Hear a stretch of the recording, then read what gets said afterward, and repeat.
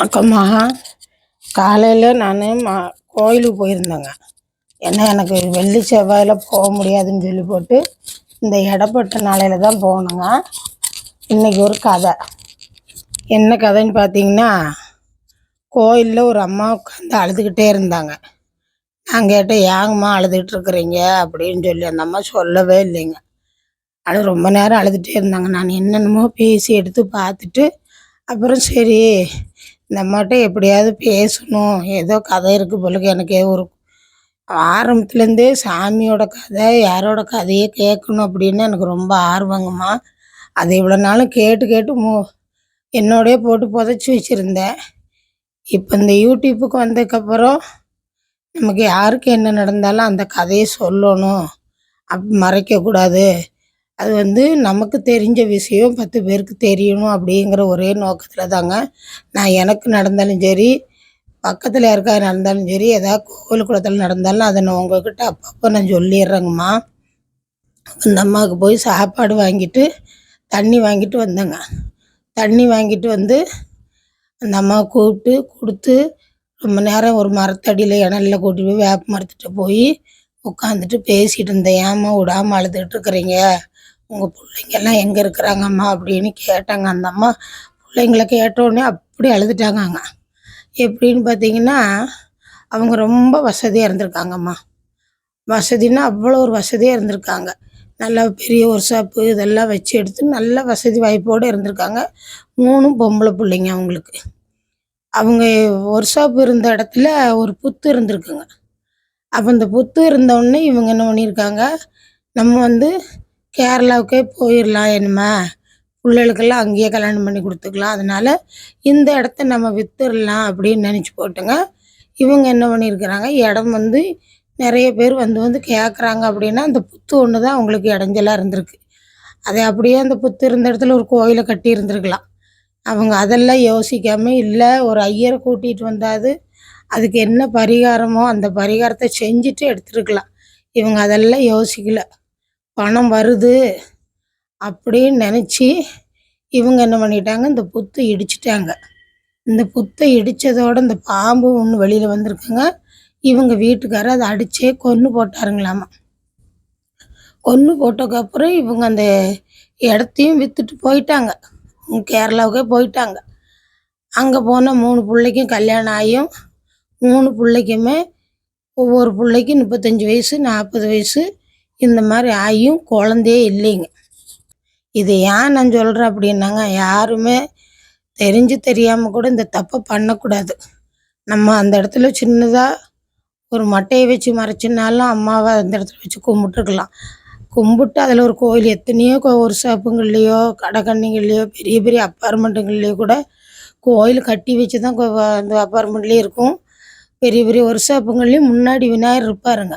அந்த மாதிரி தான் வச்சுருக்காங்க. இவங்க அந்த மாதிரியே வச்சுருந்துருக்கலாம். இவ்வளோ பிரச்சனை வர்றதுக்கு இவ்வளோ பிரச்சனை வந்திருக்க வேண்டாம். அதுங்களுக்கும் குழந்தை இல்லைன்னு சொல்லி போட்டு ஊருக்குள்ளே பலதும் பேசுவாங்க இல்லைங்க. இவங்க அதே இதையும் யோசித்து அவரும் அந்த பாம்பு அடித்ததோடு அவரும் இறந்து போயிட்டாருங்களாம் ஹார்ட் அட்டாக்கில். அதனால இந்த கோயிலுக்கு அப்படி அழுகுறாங்க அந்த அம்மா. அப்போ நான் என் மனசுக்கு பட்டதை சொன்னேங்க. பெரிய தப்புங்கம்மா நீங்கள் பண்ணது. இதுக்கெல்லாம் ஒரே முடிவு இந்த ஆத்தா தான் சொல்லணும். இது மனுஷனாலெல்லாம் தீர்த்து வைக்க முடியுமாங்கிறதுலாம் தெரியலைங்க. நீங்கள் அந்த அம்மாவை தான் கேட்கணும். என்ன கேட்டு என்ன பிரயோஜனம் அப்படின்னு சொல்லி அந்த அம்மா அழுகிறாங்க. அது உண்மைதாங்க. இனிமேல் நம்ம கண்ணு கட்டதுக்கப்புறம் சூரிய நமஸ்காரம் பண்ணுறதோட கண் இருக்கையிலேயே நம்ம அது இந்த மாதிரி தப்பெல்லாம் பண்ணாமல் இருந்திருக்கலாங்க. இப்போ அந்த அம்மா பண்ண தப்பு பாருங்கள். அவங்க வீட்டுக்காரர் இழந்து குழந்தைகளுக்கும் குழந்தை இல்லாமல் எவ்வளோ கஷ்டம். இதுலேருந்து இந்த அம்மா மண்டை மறையிற வரைக்கும் அங்கே அந்த கோயிலில் கொஞ்சம் நேரம் இந்த கோயிலில் கொஞ்சம் நேரம் சுற்றி சுற்றி சுற்றி சுற்றி இப்படியே இருக்கணுங்க. ஆனால் அதனாலே எங்கள் கோயிலுக்கு வர்றவங்களே அநேகம் பேர் கேட்பாங்கங்க, வீட்டுக்குள்ளே இந்த மாதிரி சிலை வச்சுருக்கோம், குட்டியாக சிலை வச்சுருக்குறோம், அதை எடுத்து வச்சிடலாமா கோயில் குளத்துங்களில் அப்படின்னு சொன்னால் கூட நான் சொல்கிற ஒரு பதிலுங்க, வேண்டாம். அவங்களால வாரம் வாரம் பண்ண முடியலன்னா 10 நாளைக்கு ஒருக்கா அந்த அம்மாளுக்கு கொஞ்சமாக மஞ்சள் தண்ணி ஊற்றி வைங்க. வீட்டுக்குள்ளே ஆகட்டும், நம்ம வீட்டு பக்கத்தில் இருக்கிற கோயிலாகட்டும், நம்ம அதை எடுக்கணும் அப்படின்னா அதுக்கு உண்டான முறைக்கு ஐயரை கூட்டிகிட்டு அவங்க என்ன முறை சொல்கிறாங்களோ, என்ன பரிகாரம் சொல்கிறாங்களோ அதை பார்த்து அதே மாதிரி செஞ்சு நம்ம எடுத்துட்டோம் அப்படின்னா நமக்கு எந்த பிரச்சனையும் இல்லைங்க. நம்ம பாட்டுக்கு நம்ம தானே வச்சோம் சிலைய, அதனால் நம்மளே எடுத்துடலாம். நம்ம வீட்டு பக்கத்துலேயே ஒரு புத்து இருக்குது, நம்ம அந்த புத்து எதுக்கு அப்படின்னு சொல்லி அதை ஆரம்பத்துலேயே தட்டி விடுறதும் தப்பு தாங்கம்மா. ஒரு மரத்தை வளர்க்குறோம் அப்படின்னா ஒன்றுமே இல்லைங்க. ஒரு வீட்டில் அப்படி தான் நடந்து பாருங்க. ஒரு வேப்ப மரம் வாசலில் வச்சுருந்தாங்க.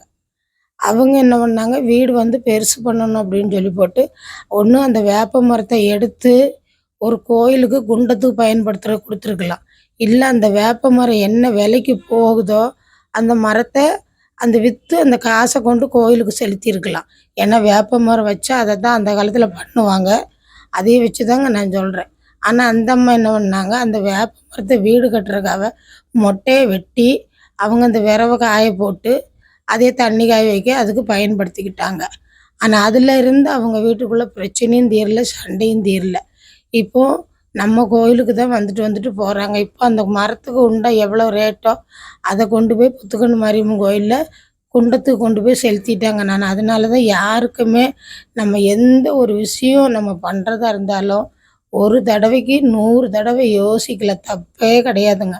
ஏன்னா நமக்கு பிறகு நம்ம பிள்ளைங்க இருக்கிறாங்க. நம்ம ஏதோ ஒன்று தெரிஞ்சு தெரியாமல் பண்ணிட்டோம் அப்படின்னா அது நம்ம குழந்தைங்கள வந்து கஷ்டப்படுத்தும்.